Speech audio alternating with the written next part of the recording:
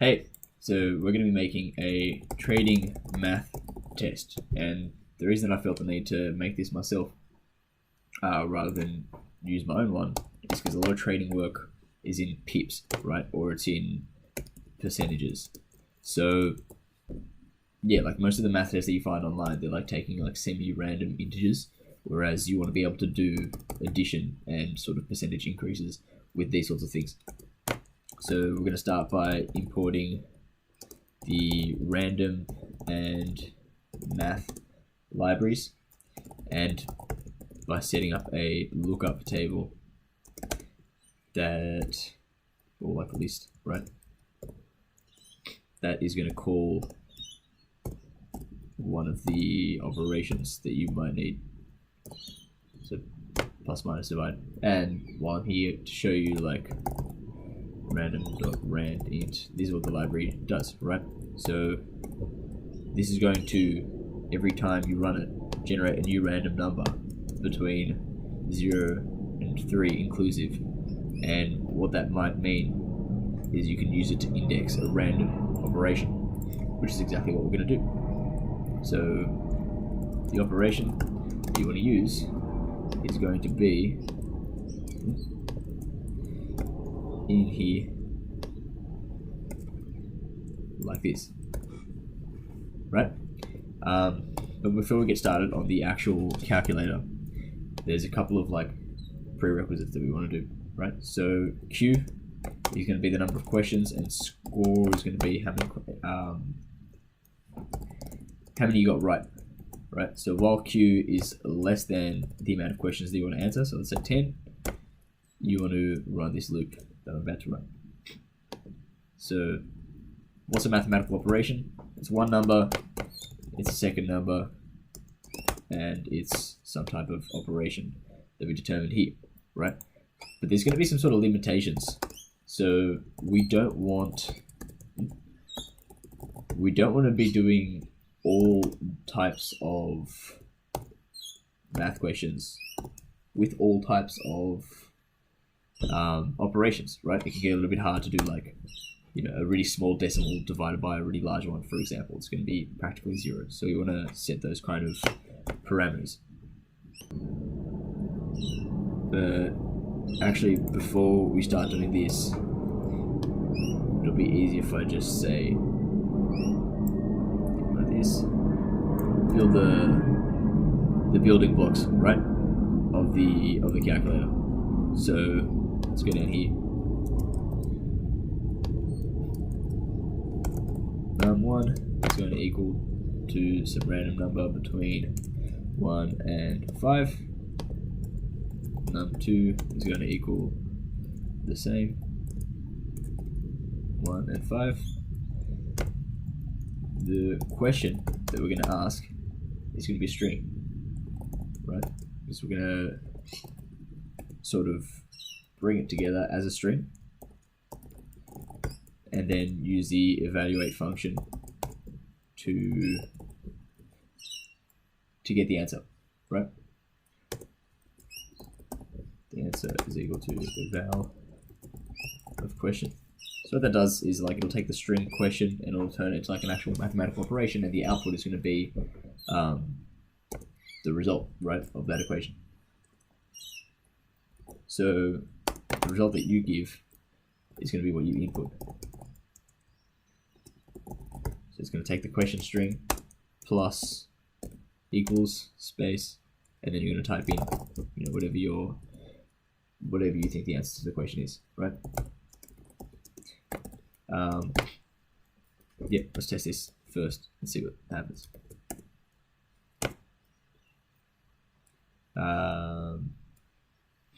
Yep, let's go. 2 minus 2, 0, 5 over 1, 5. Kind of regretting doing 10 now, didn't need to do this many. The pressure's really high, what if I make a mistake? 4, -3, 1, 15, 6, 3, 1, 2.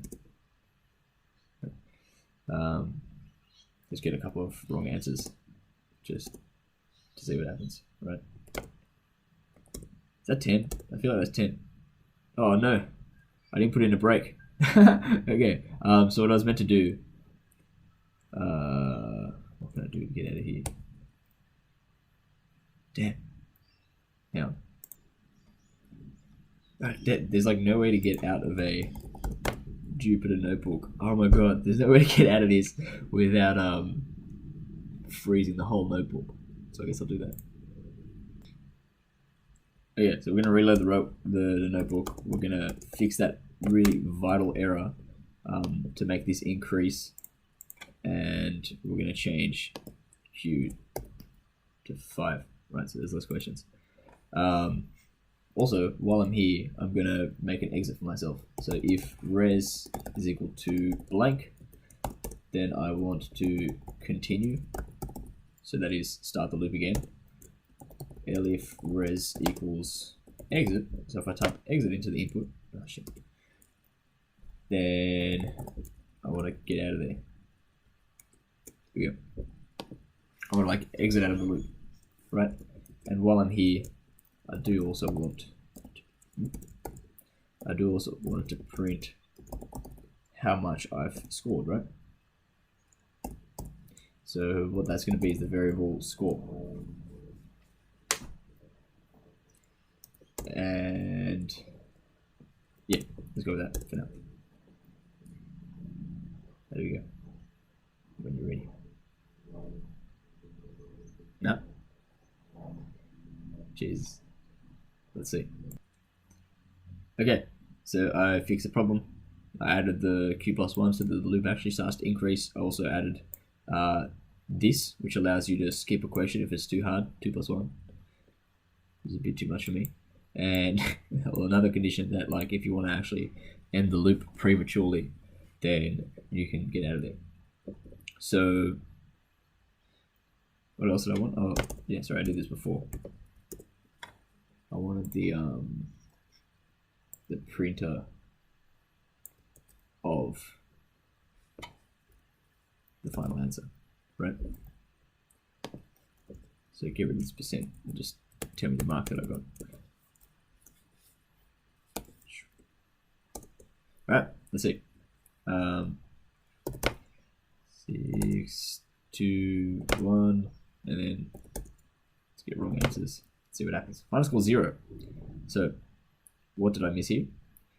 Obviously the condition that actually increases the score. I think so.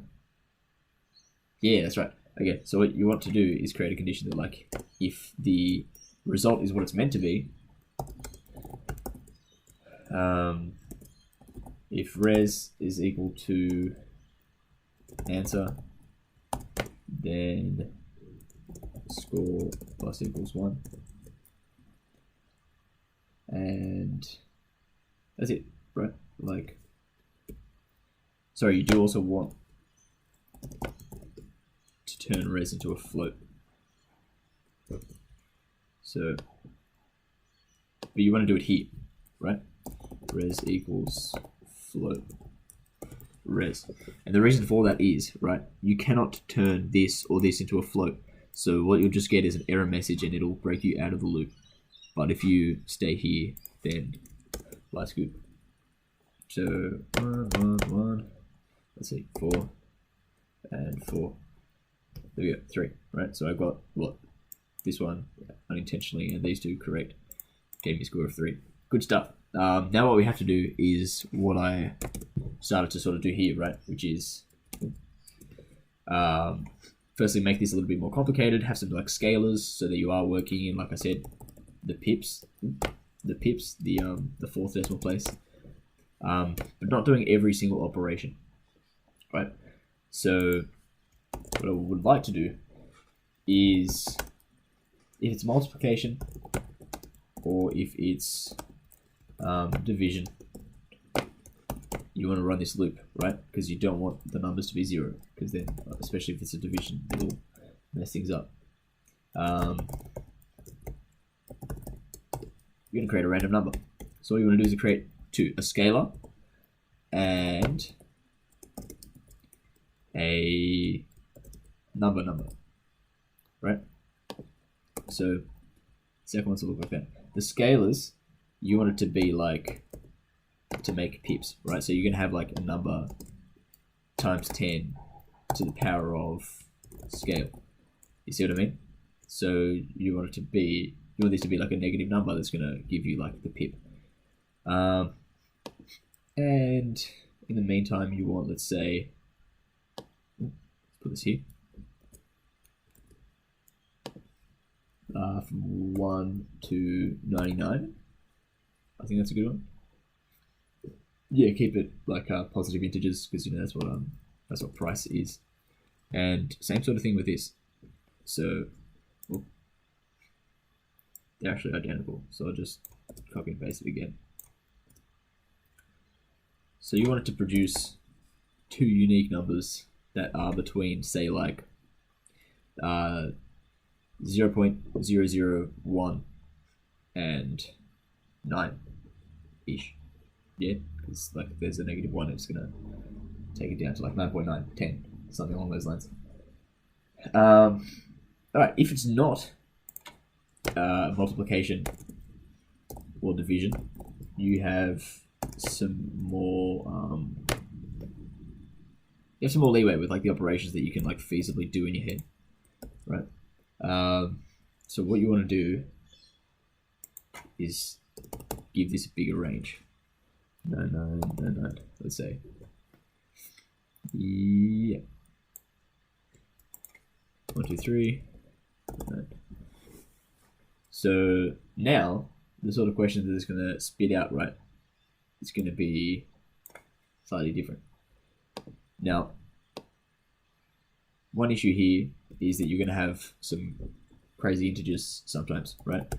You don't want it to be anything like anything to a string. Like you're not going to be doing any math in a trading role that involves more than like the 4th decimal place generally, right? So you want to round out whatever random number you get to this sort of value, convert it to a string as before. Yep. Do the q plus 1 at the end. And look, yeah, I think that's it. That'll do. So what we've got now, what have we done? Right. Or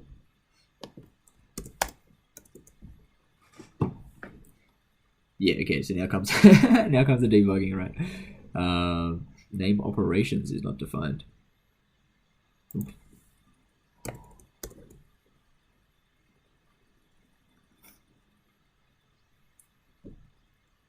Okay, maybe you can't use that one. Aha! We got it.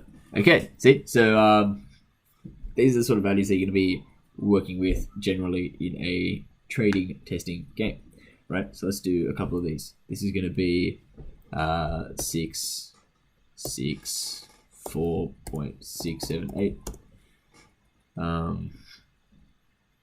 Geez, they do get a bit complicated, hey?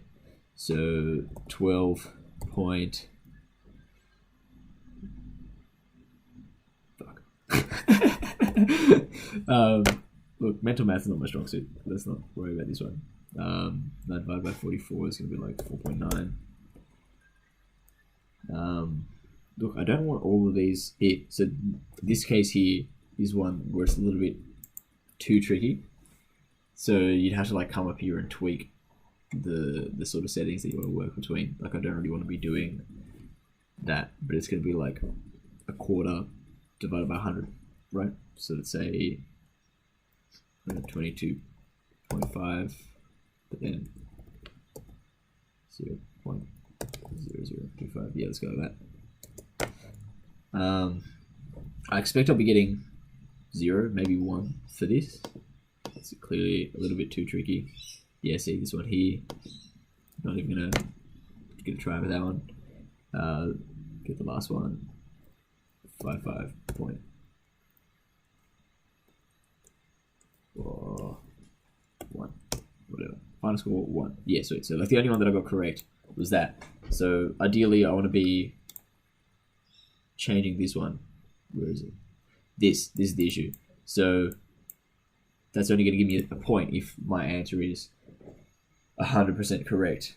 But let's instead do this.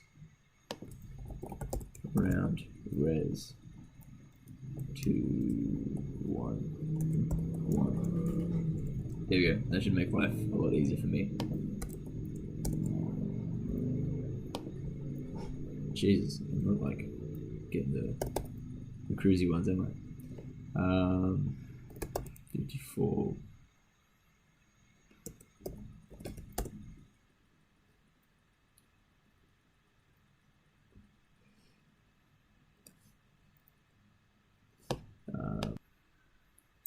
Jesus. That's going to be some huge negative number. So it's going to be like, I don't know, 83-ish. Say 83.2. And this one's going to be 53.4-ish. Final score 2. There we go. So I didn't get any of these exactly correct, but I got them within reason, right? So it gave me a nice little 2 out of 1. No any good enough to get me into any of these major trading firms, but hey, look, it's a start. Hopefully with this sort of widget you can actually practice. But yeah, thanks.